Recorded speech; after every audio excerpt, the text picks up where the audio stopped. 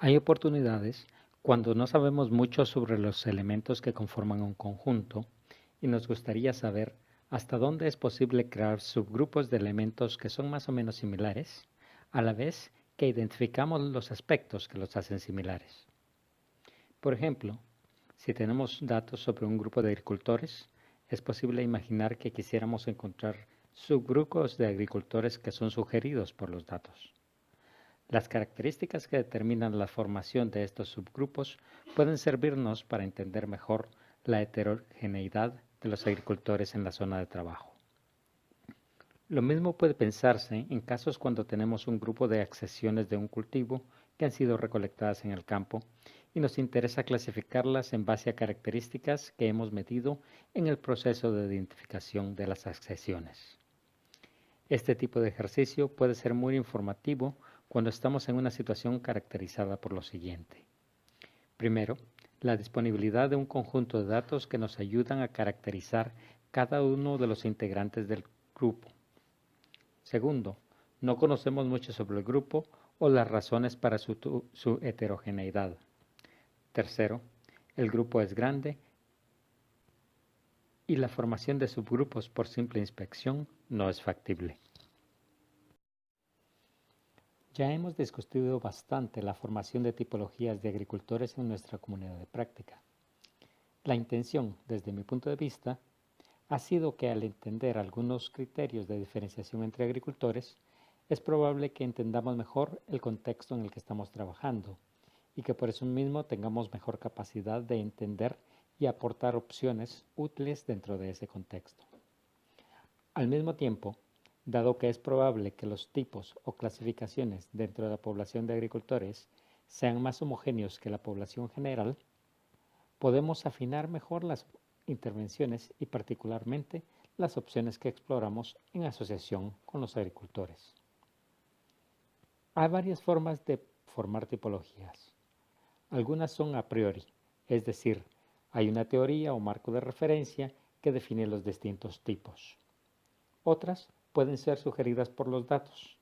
Esto sucede cuando hay acceso a datos sobre los miembros de la población y queremos usar los datos para apoyar el proceso de formación de tipos. Este ejemplo ilustra el segundo caso. Un análisis de componentes principales busca reducir el número de variables con que se puede describir un set de datos con respecto al número de variables originales.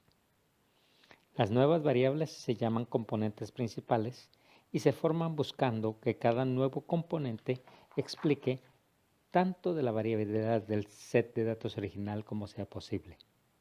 Cuando se tiene suerte, los primeros componentes explican una buena parte de la variabilidad de los datos y con un poco más de suerte tienen una interpretación útil. Comienzo por presentar los datos sin compartir con ustedes de qué se trata. Mi intención es demostrar que los grupos pueden ser formados sin tener ninguna información sobre los elementos del grupo o las características que fueron medidas. Para formar los grupos vamos a usar dos técnicas de estadística multivariada que son meramente descriptivas: análisis de componentes principales, ACP, y la construcción de un dendrograma jerárquico.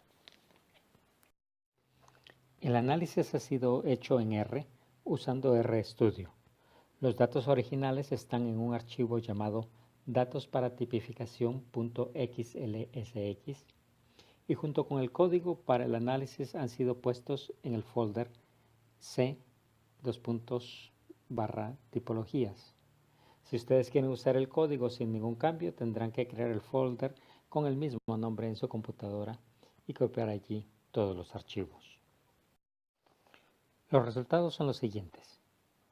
Al examinar los valores propios que resultan de la ACP, podemos ver que el porcentaje de la variación de los datos, que es explicada por los componentes principales, se incrementa mientras tomamos en cuenta más componentes.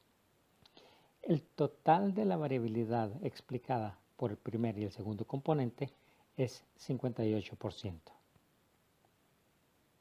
Este es un resultado más o menos aceptable, aunque sería mejor si fuera un poquito más alto. El incluir el tercer componente mejora sustancialmente los resultados, pero es un poco más difícil ver la distribución de los datos gráficamente.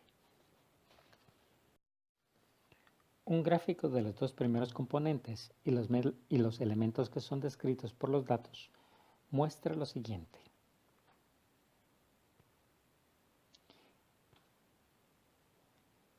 Los elementos de nuestro set de datos parecen agruparse en 4 grupos, uno en cada cuadrante del gráfico.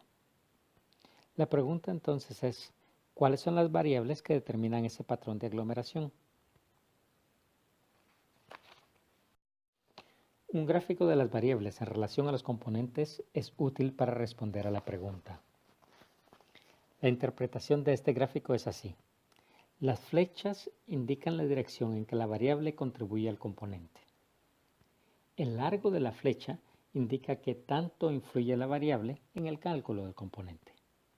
Así, el primer componente que aparece en el eje horizontal muestra que los elementos que tienen valores altos en X9 van a tender a estar hacia la derecha del gráfico.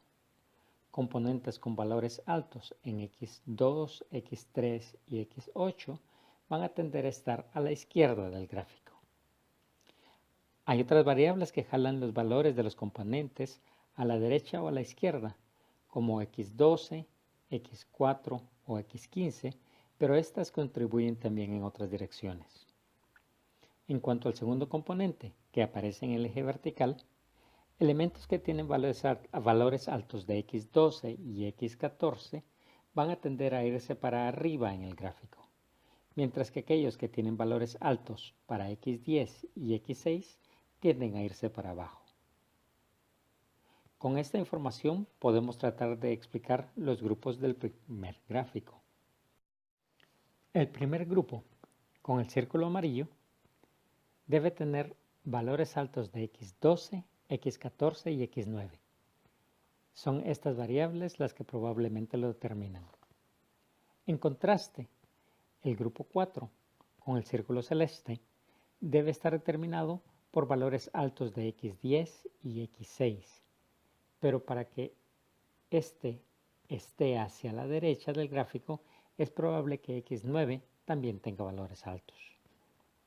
El grupo 3 tiene influencia de X10 y X6, de forma similar que el grupo 4, pero los valores de X2, X3, X4 y X8 son importantes en su composición. Finalmente, el grupo 2, con el círculo verde, parece estar definido por X5, X15 y X7, probablemente con alguna influencia de X12 que hace que estén en la parte positiva del eje vertical, pero su posición también está influenciada por las variables X2 y X3 y probablemente X8 y X4 que hacen que los elementos estén al lado negativo del eje horizontal.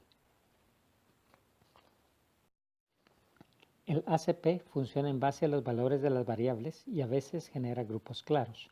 Sin embargo, qué tanto los grupos sean interpretables depende de qué representan las variables en primer lugar. Entonces, para poder hacer esta interpretación, hay que saber qué son los elementos del set de datos y también qué son las variables que han sido incluidas. La respuesta es, los datos pertenecen a accesiones de quinoa y las variables a características de cada una de estas accesiones. Entonces, la variable X1 representa el tipo de hábito. La variable X2 es un código del tipo de hábito con el valor 1 si es simple y 2 si son ramificadas. La variable X3 representa la duración del ciclo en días. La variable X4 la altura de la planta. X5 el rendimiento en toneladas por hectárea. X6 el diámetro del tallo. X7 la longitud de la panícula. X8 el diámetro de la panícula. X9 la altitud donde se recolectó. X10 el diámetro del grano. X11 el color del grano. X12 el código del color. X13 la tolerancia al mildiu, X14 la escala de tolerancia y X15 el nivel de saponina.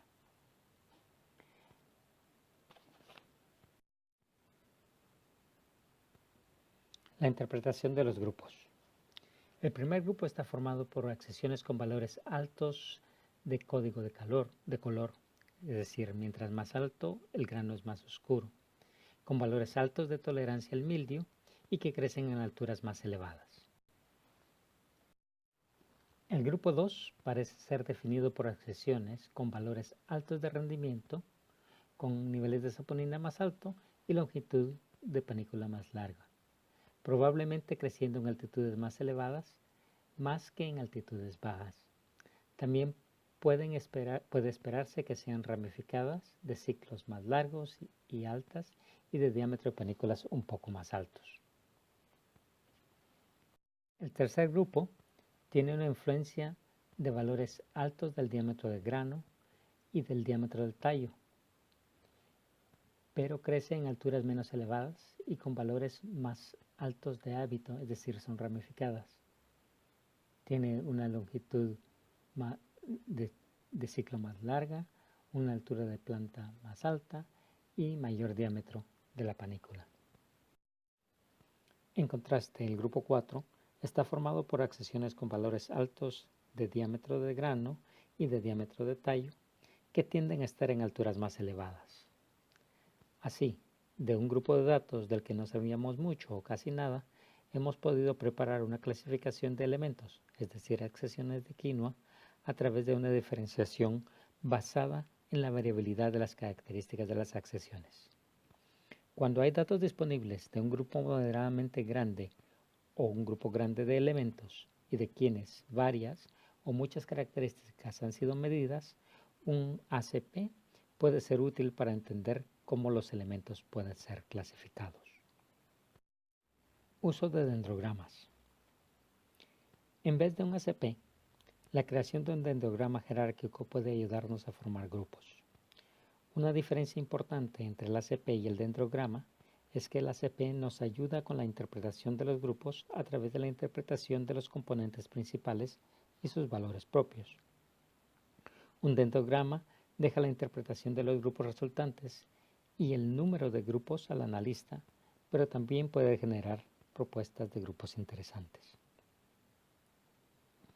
El gráfico que ustedes ven es el gráfico que resulta de generar un dendrograma jerárquico con los datos de las accesiones de quinoa.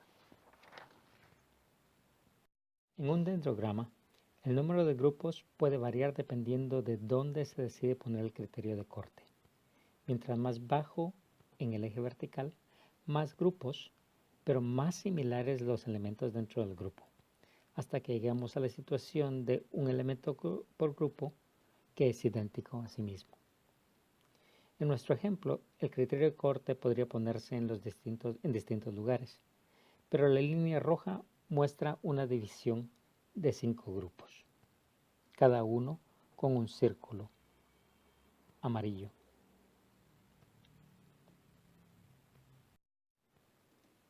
Si moviéramos la línea roja para arriba al nivel del número 20 en el eje vertical, entonces resultaríamos con solo 2 grupos. La flexibilidad para la formación de grupos puede ser vista como una ventaja, pues podemos explorar distintas composiciones de grupos y decidir en distintos niveles de similitud dentro de los grupos formados. Sin embargo, la interpretación de la razón para la formación de los grupos queda al analista para ver cuáles son los elementos que componen cada grupo y qué es lo que los hace similares. Aquí vemos una comparación entre los resultados que obtenemos de los grupos del ACP con los resultados del dendrograma jerárquico. En el ACP teníamos 4 grupos, mientras que en el dendrograma resultamos con 5. Sin embargo, los grupos coinciden bastante bien. El quinto grupo del dendrograma aparece en el gráfico del ACP bastante junto, como puede verse con los colores amarillos con que han sido señalados los grupos del quinto grupo del dendrograma. Ambas técnicas, el ACP y el dendrograma jerárquico, son puramente exploratorias y es el analista quien debe hacer un juicio informado para la determinación, primero, de si le dan alguna luz para entender la estructura de los elementos que son parte del estudio y segundo, si los grupos sugeridos tienen sentido. En este ejemplo, Los dos primeros componentes de la ACP explican el 58% de la variedad. Como dijimos, eso no es muy bueno, pero tampoco es muy malo. Probablemente es útil. El dendrograma y sus grupos coinciden bastante con la clasificación de la ACP también. Pero lo interesante es que la explicación que hacemos de la ACP sugiere que hay algún sentido fisiológico o ecológico en los grupos que resultan formados. El uso de estas técnicas multivariadas puede ayudar en el proceso de establecer tipologías de elementos, ya sean accesiones, parcelas, agricultores, etc. Pero es casi seguro que estas técnicas son parte del proceso y no necesariamente la parte más importante.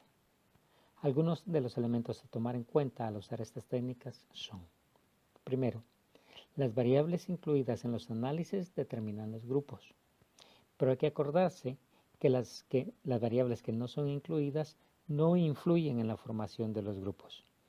Esto significa que si los datos son parciales o sesgados porque fueron recopilados para un propósito diferente a la exploración de tipologías, los resultados también serán sesgados.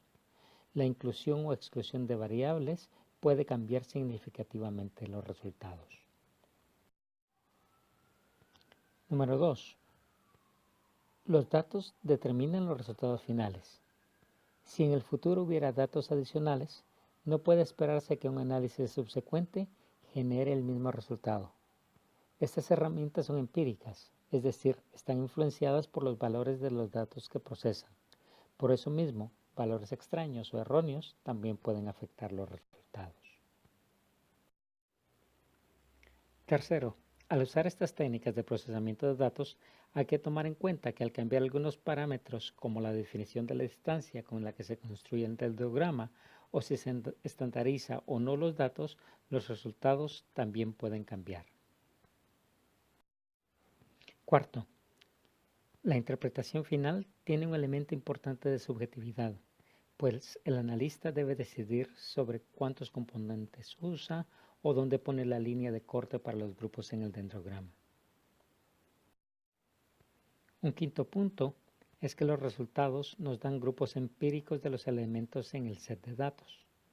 Al crear una topología, esperamos que funcione para los elementos en los datos que tenemos, pero también para elementos que no son parte de esos datos.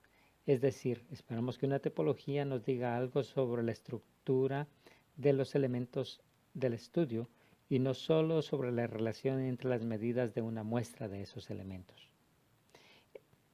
Es ese proceso de inferencia de la muestra a la población el que implica un importante peso del juicio personal al usar cualquiera de estas dos técnicas. En situaciones donde no sabemos nada o sabemos muy poco de los elementos de estudio, o cuando los elementos de estudio son muchos, es probable que estas técnicas sean útiles. Una combinación de un análisis del sistema que estamos considerando junto con la exploración de datos disponibles es probable que rinda mejores resultados que el uso de técnicas multivariadas únicamente. Finalmente, hay otras técnicas multivariadas que pueden ser usadas, pero las dejaremos para una próxima oportunidad.